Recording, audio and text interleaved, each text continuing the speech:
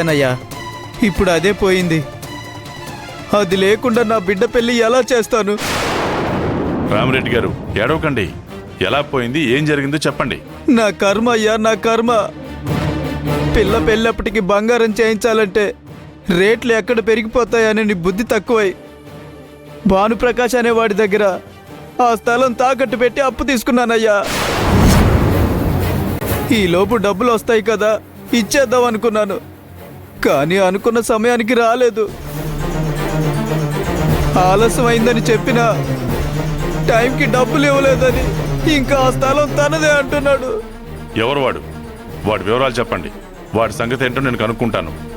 నా సంగతి పక్కన పెట్టండి బాబు. ఇప్పుడు నాలాగే మీ అల్లుడు వాళ్ళ అన్న కూడా వాళ్ళ ఉచ్చులో పడుతున్నాడు. ఏమంటున్నారు మీరు? అవునయ్యా, ఆ అబ్బాయి తన హోటల్ని, స్థలాన్ని అంతా కలిసి ఆ భానుప్రకాష్ దగ్గర తాకట్టు పెట్టాడు. వాడు చాలా దుర్మార్గుడు. ఒక్కసారి వాడి చేతికి వెళ్ళిందంటే తిరిగి అది మన చేతికి రాదయ్యా. నా అనుభవంతో చెప్తున్నాను. నాకొచ్చిన కష్టం మీ వాళ్ళకి రాకూడదని తెలిసిన వాళ్ళు కాబట్టి ముందుగా హెచ్చరిస్తున్నాను. ఇందాకే వాళ్ళ అకౌంట్లో డబ్బులు వేశామని మాట్లాడుకుంటున్నారు. వాడి డబ్బులు వాడి మొహాన్ని కొట్టి ఆ స్థలం కాగితాలు, హోటల్ కాగితాలు తీసుకోండి అయ్యా. లేదంటే అంతా కొట్టేసి చివరికి ఒట్టి చేతులు చూపిస్తాడు. రాఘవ హోటల్ తాకట్టు పెట్టాడా? అవునయ్యా, నా చెవులారా నేను విన్నాను. అందుకే నా రాత ఎలాగూ ఇలా తగలబడింది. అన్యాయంగా మీ వాళ్ళు కూడా బలవుతారని ముందుగా మిమ్మల్ని హెచ్చరిస్తున్నాను. ఏదో ఒకటి చేసి ఆ కాగితాలు తీసుకోండి. సరే, నేను చూసుకుంటాను. మీరు కూడా ఏం బాధపడకండి. ఒకసారి నేరుగా రండి, అన్నీ మాట్లాడుకుందాం. ఏం చేయాలో ఏంటో చూద్దాం. అలాగేనయ్యా, ఉంటాను.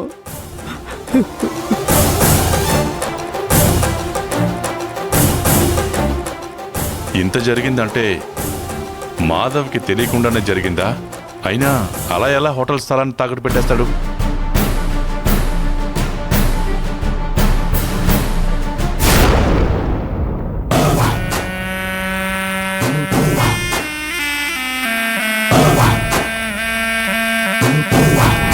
ప్రాపర్ పర్మిషన్ తీసుకున్నాం. ఇంకెవరి దగ్గర పర్మిషన్ తీసుకోవాల్సిన అవసరం మాకు లేదు.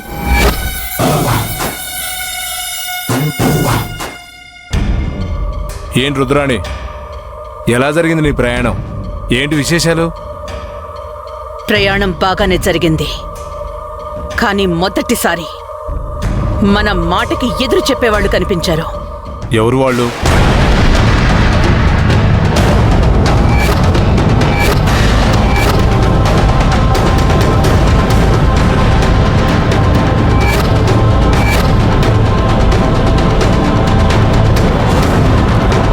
వాళ్ళని మీరేం చెయ్యాల్సిన అవసరం లేదు. సందర్భం వస్తుంది, అప్పుడు దాని సంగతి నేను చెప్తాను. నమస్తే. రండి రండి, కూర్చోండి.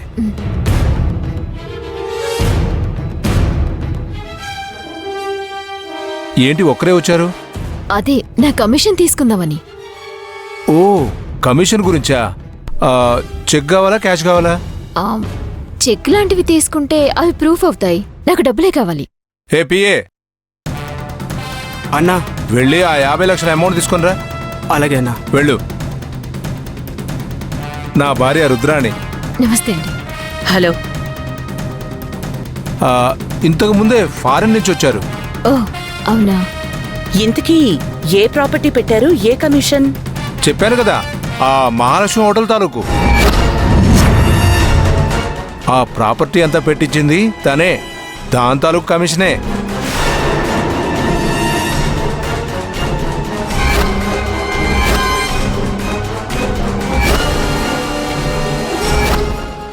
మహాలక్ష్మి ఓనరా? అవును, మహాలక్ష్మి ఓనర్ అంటున్నారు. అక్కడ రోడ్డు పక్కన ఒక టిఫిన్ బండి ఉంది, అది కూడా మీదేనా? మాదా? చచా, అలా రోడ్డు మీద బండ్లు పెట్టుకోవాల్సిన అవసరం మాకేంటి? మా బావ వాళ్ళ తమ్ముడున్నాడు, వాడు వాడి భార్య వెళ్ళి అక్కడ రోడ్డు మీద బండి పెట్టుకున్నారు. మీకేం సంబంధం లేదా? సంబంధం లేదు కాబట్టే అలా రోడ్డున పడ్డారు. ఓ, ఆ అమ్మాయికి కొంచెం పొగరెక్కువ అనుకుంటా. కొంచెం కాదు, ఒళ్ళంతా పొగరే. అందుకే దాంతో నాకు సెట్ అవ్వక ఇంట్లో నుంచి తరిమి కొట్టించాను. ఓహో, తోడికోడలా? ఆ అదంటే ఎవ్వరికీ పడదు. వాళ్ళ నాన్న దగ్గర డబ్బుంది, అది చూసుకొని దాని పొగరు. ఆ పొగరు దించాలని ఇంట్లో నుంచి అలా వీధిలోకి నెట్టాను.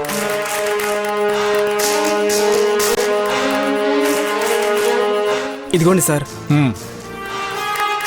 ఇదిగోమ్మా నీ డబ్బు. చూసుకో.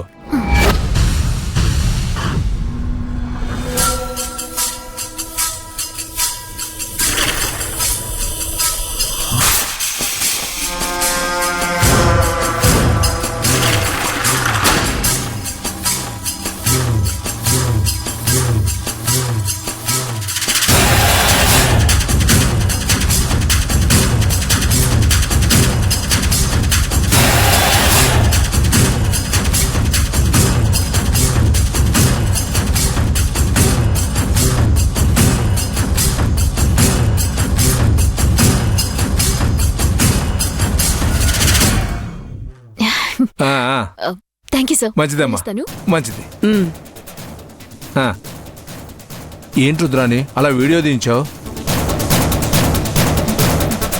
ఆ భూమి అనేది చాలా ఎక్కువ చేసింది. దానంతు తేల్చాలి అంటే ఇదేదో కొంచెం ఉపయోగపడేలా ఉంది. ఇది మనం చెప్పినట్టు చెయ్యాలి అంటే ఇలాంటివన్నీ మన దగ్గరుంటే మంచిది కదా అని ముందు జాగ్రత్త. నువ్వేం చేసినా దానికో అర్థం ఉంటుంది, పరమార్థం ఉంటుంది. నా శాంతం అవతల వాళ్ళకి శాపమని పాపం చాలా మందికి తెలీదు. చాలా రోజుల తర్వాత నా మనసులో బాగా ముద్రపడిపోయిన మనిషి ఆ భూమి. ఎలాగైనా దాని అంతు చూస్తాను. నాకు ఎదురు తిరిగిన దాన్ని నా కాళ్ళ దగ్గరికి రప్పించుకుంటాను.